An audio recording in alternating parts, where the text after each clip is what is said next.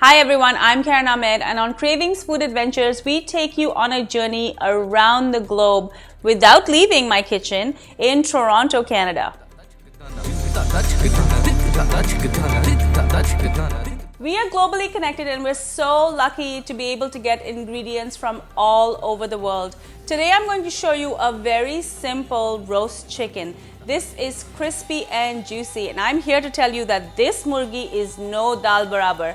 So please subscribe to my channel and enjoy many delicious recipes to come. I have a roasting chicken here. This simply means that the bird is about 3 to 4 pounds and is about 2 to 3 months old.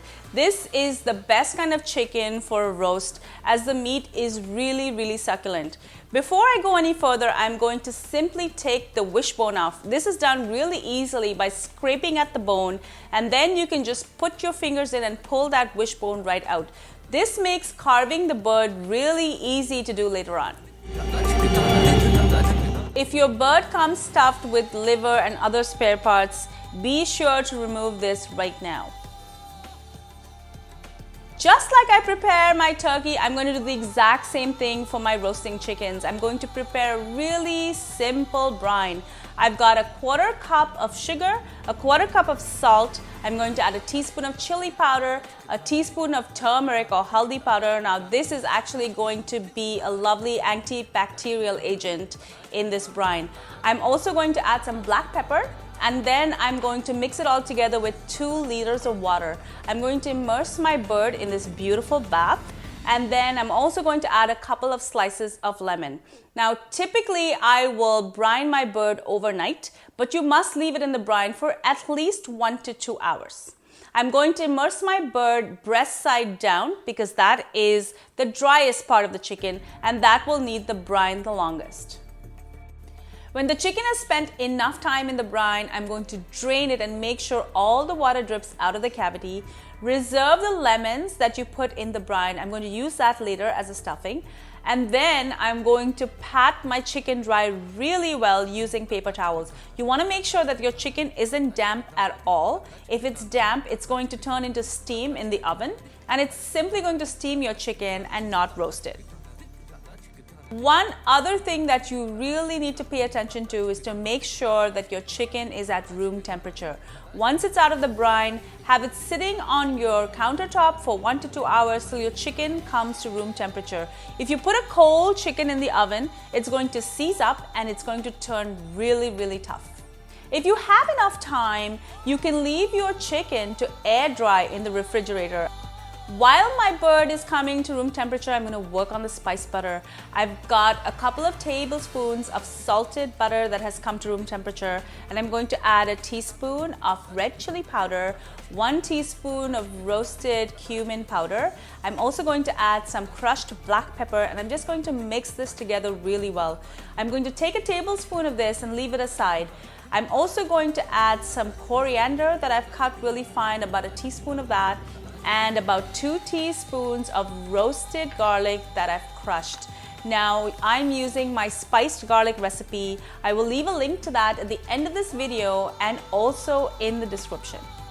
My bird is now at room temperature and I'm ready to spice it. I'm going to put my fingers underneath the skin and I'm going to try and free it away from the flesh of the bird. I'm going to take my spice butter that has the coriander and the garlic in it, and I'm going to push it in as far as I can go all over the bird on the underside of the skin. I'm going to place the lemon slices that I reserved from the brine into the cavity of the bird, as well as a little bit of coriander. Now this is going to create that beautiful center of flavor that's going to go right through the bird.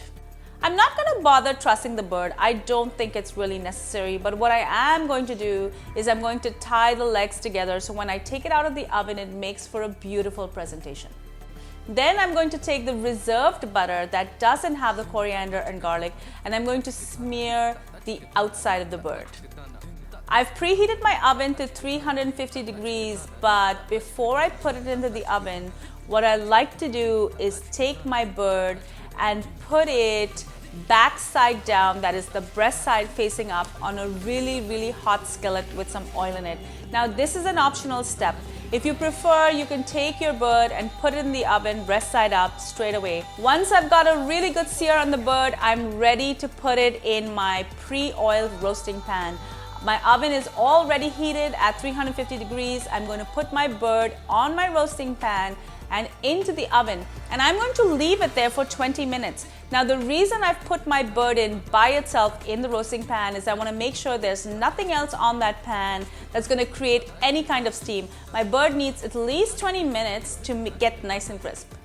While my chicken is in the oven for the initial 20 minutes, I'm going to work on the rest of the ingredients. I've got a beautiful red onion that I'm going to cut into slices, as well as 4 potatoes that I've quartered. Who heard of a roast chicken without potatoes? I'm going to take advantage of the fact that I already have a pan out that I seared my chicken in, and I'm going to sear the potatoes as well. It's also going to pick up all of those delicious flavors from the spiced butter. Once that's done, I'm just going to keep it aside. After the 20-minute mark, once I take my chicken out of the oven, I'm going to add a layer of the onions as well as the potatoes, and I'm going to return it to the oven for another 20 to 30 minutes till your chicken has a beautiful golden brown hue. At this point, I'm going to tent it with some foil, and then I'm going to let it sit for at least 15 minutes before I cut into it. And it's ready to serve. So thank you so much for joining me on Kravings Food Adventures. I do hope to see you soon. Please do take care. Subscribe to my channel. Leave me a comment below. I would love to hear from you and see you soon. Until then, take care. Bye.